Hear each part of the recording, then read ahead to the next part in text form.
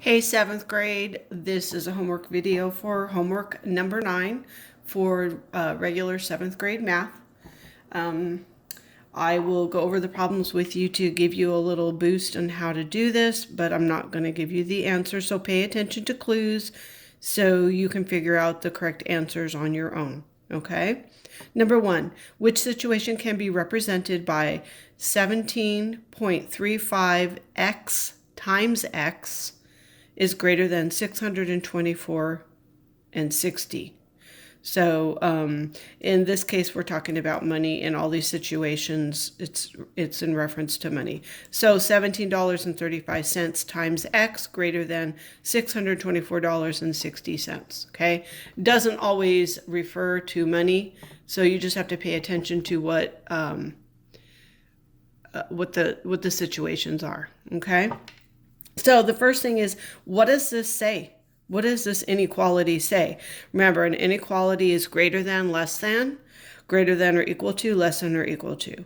So the first thing I notice is 1735 is being multiplied by x.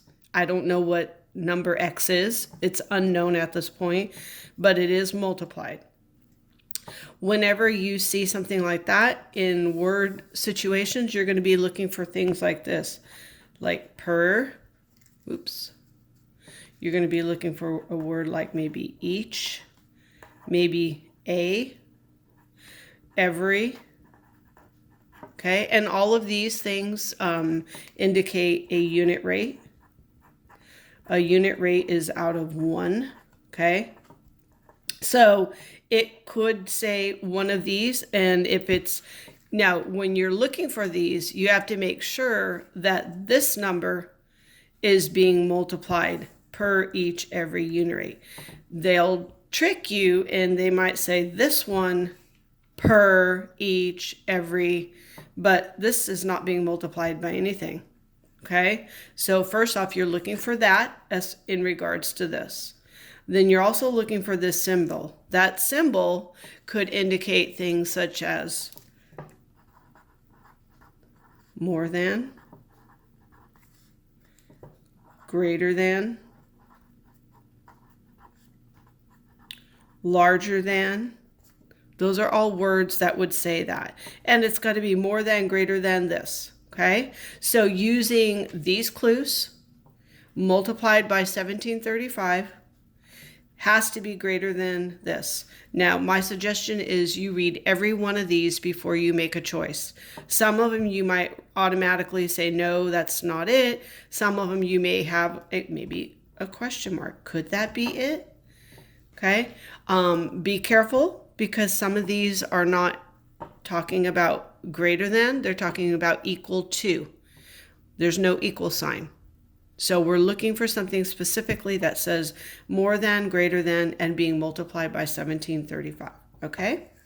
Number 2, on this one right here, they want it from the least to greatest. And that is called, we would go from down here to up. So like an airplane, we would call that ascending order, where you're going from the least to the greatest, from the ground up. Okay. Looking at these, I can already tell which ones are going to be my least. I have 3 negative numbers.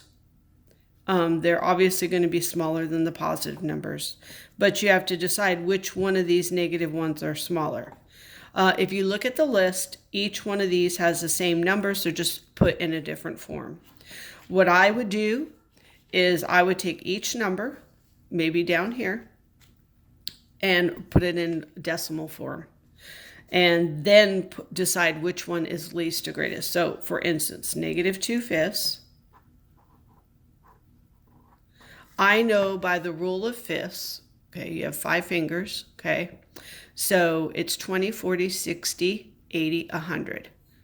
5 fingers. The rule of fifths, if I have 2/5, it's 20, 40. So I know 2/5 is 40% or 40 hundredths. If you don't recall that, then what you're going to have to do is you're going to have to do top dog in the house and do it this way. 5 won't go into 2, however, it will go into 20.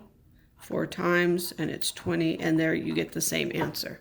Okay, it's easier to use the rule of fifths, your fingers. Okay, so anyways, negative 2/5 is now 0.40, and it's negative. Okay, then I already have my negative 2.47. So let's say negative 2.47 is negative 2.47. It's already in decimal form. Negative 2.5, it's negative 2.5. Very easy to put into decimal form. Word of caution, remember, if I have a number line, and this is the big, what usually causes kids to get these wrong, is we forget that as I move away from 0, the numbers are getting smaller. They might look bigger, but when we get on the negative side, they're actually smaller. So when I look at these two right here, this guy's actually smaller than this one. If on the positive side, that would be bigger. But on the negative side, as it moves away from 0, the number's getting smaller. So be careful with your negatives when you're putting them in order, okay? Number 3. Keith wrote the expression, and an expression just says there's no equal sign, okay? Keith wrote the expression shown to determine the cost in dollars for an upcoming trip. Which expression is equivalent to the one Keith wrote? Okay, so this one you're not going to solve it entirely. However, you do have to follow the rule of PEMDAS, parentheses, exponents, multiply and divide in the order they appear, which means if divide comes first, you do it first before multiplication. But if multiplication comes first, you do it first. And add and subtract follows the same rule, okay? So, of course, we got parentheses in here. That would be done first. So what you're going to do is you're going to want to rewrite it because there's no room to solve over here. Oops, that's a minus. That's subtraction, guys. Plus 3. And this right here tells me this is multiplication. The parentheses say multiply, but multiply comes after parentheses. So you do the parentheses first, okay? See what you get. Does it match any of these? If it doesn't, continue until you get something that looks like one of these. I got 2 problems here that both say 104, 104. That's usually an indication that these are going to be one of the right answers because you got 2 of the same, but it's a little bit different. So check those out. However, it could be one of these and they're trying to trick you. So again, parentheses first. Then after you do that, you will have some addition and multiplication. Multiplication comes first. So whatever happens inside these parentheses is going to get multiplied by 3. Okay? Follow that rule. As you can see, it's not completely solved. You're just going to have to go step by step and see, does it match one of these? Okay? Number 4, this is similar to the one to number 1 on the front. And you're matching the situation to, this time it's an equation. It's got an equal sign. Which situation can be represented by the equation y is equal to 74x, or 74 times x? Okay, it's not going to say times. Very rarely is it going to come out and just say times. It's going to say something per each, every, a, for 1, and every time it's out of 1, it's a unit rate. Okay, unit rate is where 1 is on the bottom.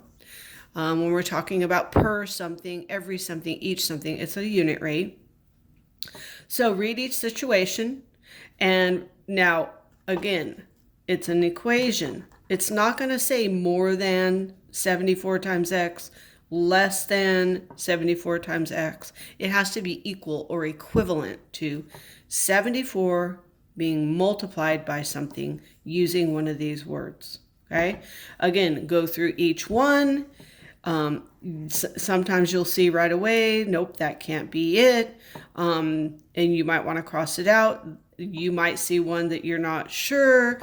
You put a question mark by it and go back, but read them all before you pick a choice. because sometimes they can be very similar and you might think, oh, I got it, but maybe you didn't get it. Okay, so be careful. Last one, number 5.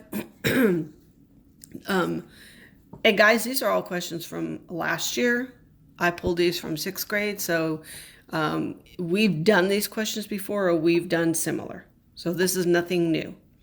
Number 5, the graph shows the cost to rent a surfboard for different amounts of time. Which list best represents the independent values of the graphed points? So we're looking for independence. And remember, this is just quadrant 1 on a coordinate plane, where this is the x-axis and this is the y. The x runs left to right and the y up and down.